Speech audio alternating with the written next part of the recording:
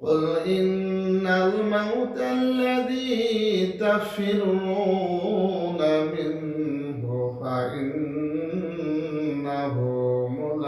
ملاقيكم وقال رسول الله صلى الله عليه وسلم من أحب سنتي فقد أحبني ومن أحبني كان معي في الجنة সম্মানিত উপস্থিতি, রব্বুল আলামিন ডাক দিয়ে বলেন, বান্দা কুল ইন্নাল মাউতাল্লাযী তাফিরুনা মিনহু ফাইন্নাহু মুলাকীকুম। বান্দা তুমি মৃত্যুর জন্য, মৃত্যুর ভয়ে যদি পালাইয়া থাকো, যেই জায়গায় পালাও না কেন, সেই জায়গায় থাকো না কেন, আমার রব্বুল আলামিন যখন ডাক দেবে ঠিক ওই টাইমে তোমার মৃত্যু তোমার সামনে উপস্থিত হয়ে যাবে। জোরে বলেন সুবহানাল্লাহ। মৃত্যুর জন্য পলায়ন করো না কেন?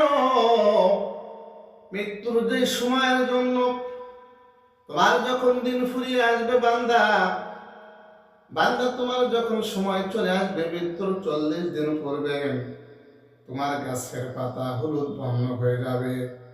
হযরত আজরাইল 40 দিন পূর্ব পর্যন্ত 39 দিন, 38 দিন, 35 দিন, 36 দিন প্রতিদিনের জন্য আজরাইল তোমার কাছে যাতায়াত করবে আর তোমার মৃত্যুর সংগ্রাম, মৃত্যুর পয়গাম পৌঁছায় দিবে।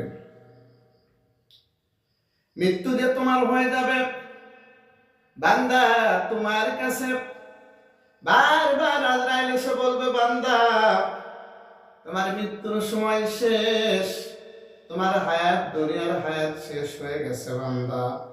বান্দার যখন মৃত্যুর নিকটবর্তী, মৃত্যুর পয়গাম দেওয়া হবে, বান্দার সঙ্গে সঙ্গে নিজে অনুভব করতে পারবে, বান্দা বুঝতে পারবে আমার মনে হয় পৃথিবীর জমিনে আর থাকা হবে না। বান্দা তার স্ত্রীকে ডাক দেবে, বান্দা তার সন্তানকে ডাক দিবে, বান্দা সকলকে ডাক দিয়ে বলবে, সন্তানেরা, আমার স্ত্রীরা, ভালো করে তোমরা শুনে নাও, আর মনে হয় দুনিয়ার জমিনে আমি আর থাকবো না, মনে হয় দুনিয়ার জীবন ছেড়ে আমাকে চলে যেতে হবে।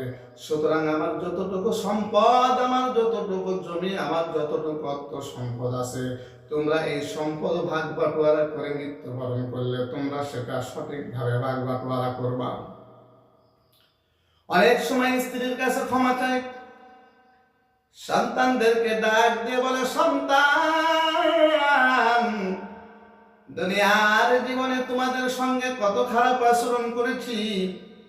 স্ত্রীকে ডাক দিয়ে বলে, স্ত্রী দুনিয়ার জীবনে তোমার সাথে কতই না খারাপ আচরণ করেছি, দুনিয়ার জীবনে তোমাকে, সাংসারিক জীবনে কত রকমের তোমার সঙ্গে খারাপ আচরণ হয়েছে, আর মনে হয় দুনিয়ার জমিনে বাঁচতে পারবো না, থাকতে পারবো না, আল্লাহর ওয়াস্তে আমাকে মাফ করে দাও। বলে কিনা?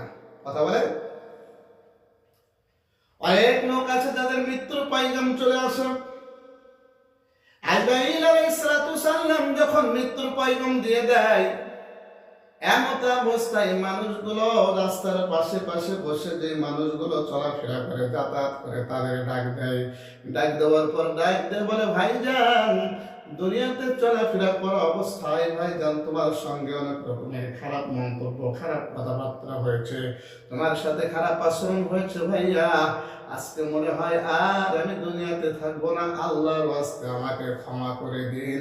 এরকম বলা বলি করে কিনা? কথা বলেন।